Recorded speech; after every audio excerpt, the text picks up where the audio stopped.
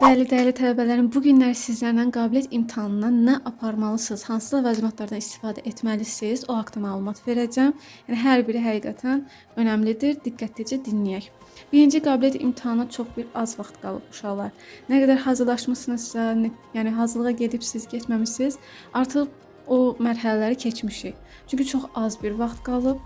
Yəni 2 həftəyə yaxın, yəni təqribən artıq vaxtlar bilinəcək. Yəni çox az qalıb.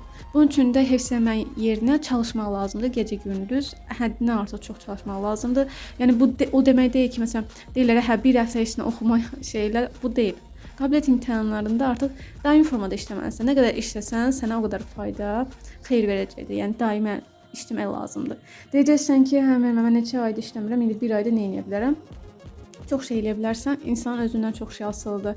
Mən bilmirəm sənin istedadın, bacarığın nə dərəcədədir. Yəni onu nə qədər inkişaf etdirə bilərsən, artıq o səndən asılıdır.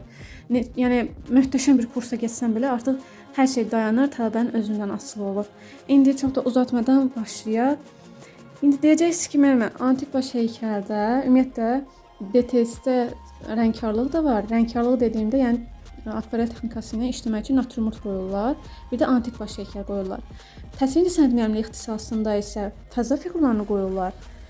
Amma dizayn ixtisasında isə antik baş. İndi deyəcəksiniz ki, bu fırça burada nə əlaqə? İndi elə ondan başlayım. Uşaqlar, mən bilmirəm mənim kimi olan uşaqlar varmı? Mən müəllim olsam belə pozan əlimlə silməyi xoşlamıram. Məsələn, səhv olmadı. Pozan vasitəsilə onu silirəm. Sonra vərəqin üstünə onu belə eləyəndə narahat hiss edirəm. Avtomatik böyrümdə, qırağımda yaranan bu ləkə əsasında orada bir xətt yaranır. Mən onun yaranmaması üçün çox vaxt belə onu qəşəng süpürürəm oradan, yəni təmizləyirəm əl təmas etmədən. Sonra bəzi uşaqlar əlcək taxır. Əlcəyi mən məsələn taxmağı xoşlamıram. Çünki mən vərəqə toxunmağı, karandaşı hiss etməyi çox xoşlayıram. Taxa da bilərsiniz, taxmaya da bilərsiniz. Ona görə məcbur qoymadım onu. Mən özüm istifadə etdiklərimi sizə göstərmək istədim. Bir də uşaqlar, bəzən imtahanda görürsünüz, rezakdan istifadə etməyi qoymurlar. Bu formada da var, balacası da var. Baxın. Onun üçün də pirkadan. Pirka baxın, şərh bölməsində məndən soruşdular, müəllimə pirka nədir? Baxın, pirka budur. Bunu uc hissəsini istifadə etmişəm, yonmuşam. Bunun üstünə, yəni karandaşı bunun üstünə sürtürsünüz, bu yontulur. Yəni bunun üstünü sökə də bilərsiniz, yeniləmək üçün. Pirkadan da istifadə edə bilərsiniz. Bir də karandaş nömrəsi, hansı karandaşdan müəllimə istifadə edə bilərəm. Mən HB. HB elə bir nömrədir ki, uşaqlar, mən istədiyim vaxt onu sıxaraq tünləşdirə bilərəm. Yəni təzyiq göstərərək karandaşı sərbəst formada istifadə edib istədiyim tonlamayı əldə edə bilərəm. Amma məsələn, bunu əgər karandaşınızda 2B-dən də istifadə edə bilərsiniz.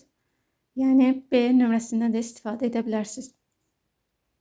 Amma burada bir məqam var ki, heykəllərdə tünləşdirmə olmaz. H-dan da, 2H-dan da istifadə edə bilərsiniz. Və bir də karandaşın yonma söhbəti. Karandaşın belə istifadə etməyi məncə bir rəssama yaraşmaz. Biz rəssamıq və rəssam karandaşı bu formada olmalıdır uşaqlar. Bunda rezak vasitəsilə edirik. Əgər işdirsə, yenə rezakı da qoymadılar, pirkanı da, yəni avtomatik, yəni rezakdan istifadə edəndə pirkalamaq daha asan olurdu. Yəni bu karandaşın nəyini sən pirkalayacaqsan? Bu zaten ucu yox kimi bir şeydir də. Pirkalayanda da bir iti olur, amma tez sınacaq. Məcbur, yəni bunu əl atacaqsınız. Tez-tez istifadə edərsəniz daha asan olar. Bir də uşaqlar yenə deyirsiniz, yenə sual verəcəksiniz ki, bu rezak belə eləməyin nə mənası var? İsrafçılıqdır, nə bilim, nədir? Biz rəssamlar karandaşı bu formada tuturuq. Baxın, karandaşı bu formada tutarlar. Baxın, 4 dənə parmaq, 4 dənə barmaq. Bir dənə çəçəli barmaq, vərəq üstəsində əməl başlı oyun çıxardırıq da biz. Yəni mən bunu yazı yazmıram ki, mən belə istifadə edim. Belə istifadədə biraz gülünc çıxır. Amma rəssam kimi bu formada yanakı, çəpəki tutanda, istərsiniz bu uzunluq sayəsində mən karandaşımı istədiyim istiqamətdə sərbəst formada apara bilirəm. Söhbət buradan gedir. Ona görə biz bunu atırıq əl. Bəzi uşaqlar qələmyonan icad olunub falan deyir. Qələmyonan rəssamlar üçün bu hələ ki məncə deyil, budur. Yəni məncə daha əlavə söhbətə ehtiyac yoxdur, çalışmaq lazımdır. Lağ etməyə ehtiyac yoxdur uşaqlar. Həqiqətən rezak ən sevdiyimdir. Yəni bunlar içərisində rezak sevirəm. Bir də bu pozan qırıntılarını təmizləmək üçün. Bir də uşaqlar skoçlamaq. Vərəqiniz A2 formatı olar dizayn ixtisasında. imtahan verən, qabiliyyət imtahan verən tələbələrimiz skoçdan, ağ skoçdan istifadə edə bilərsiniz. Yəni vərəqi planşetin üzərinə yapışdırmaq üçün ya da knopkadan istifadə edə bilərsiniz. Knopka yəni burada mismarlı olan. Buna biraz güc tətbiq edəcəksiniz. Bir də saat da taxın uşaqlar tez-tez vaxta nəzarət etmək üçün. Nəyə görə məsələn, yarım saat bunu eləyərəm. Proqnozlaşdırın ki, mən falan vaxtı bu qədər bu hissəsini işləyərəm. Çalışın ətrafa baxmayın. Özünüzü yəni həyəcanlandıracaqsınız. Ayda filan kəs bu qədər işlədi, mən qaldım qıraqda. Onun olmaması üçün tez-tez saata müraciət edin. Orada nəzarətçilərdən də soruşa bilərsiniz. Amma 2 saat nəzarətçini çağır, hay-huy ver. Həm öz fikrini yayındırırsan, həm də başqalarına şey edirsən. Ən yaxşısı qol saatını tax, öz fokuslan öz naturmortuna və ya fəza fiquruna ya da ki antik başına işlə daimi formada. Bir də uşaqlar yaydır. İstərsəniz əlləriniz tərli və ya çikli olacaq. Qıraq hissəsi karandaş izi olacaq. O bir dənə əl hərəkəti bir dənə qaraltı sala bilərsiniz. Onun üçün də tez-tez əlinizi silərsiniz və qurulamalısınız. Tərli olacaq. Deməli başda o stres, həyəcan. Mən həyəcanlı deyiləm. İstərsəniz yaydır, əlin içi tərləyəcək, su olacaq. Bir də uşaqlar pozan məsələsi. Bu pozanlar pis deyil, amma mən bunu tam ortadan belə üçbucaq kimi pozmanız daha yaxşıdır. Çünki üçbucaq kimi pozanda, yəni əsas hissələri pozmuş olmursunuz. Məsələn, mən iş işləyirəm. Yəni bilirəm ki, düz xətt bir dənədir.